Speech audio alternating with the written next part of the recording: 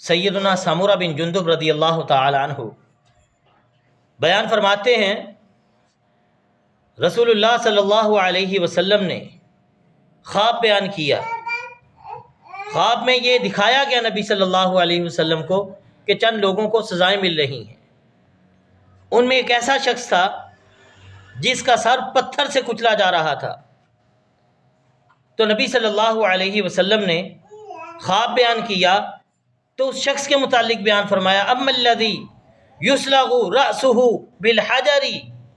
وہ شخص جس کا سر پتھر سے کچلا جا رہا تھا، فإنہ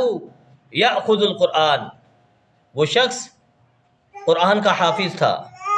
قرآن کو یاد کرنے والا تھا، فیرفدہ، وہ اس سے غافل ہو گیا تھا، وینام عن الصلاۃ المکتوبۃ، اور وہ فرض نماز سے سو جایا کرتا تھا، فرض نماز ادا نہیں کیا کرتا تھا۔ تو یہ اللہ کے نبی صلی اللہ علیہ وسلم نے وعید بیان کی ہے، جو لوگ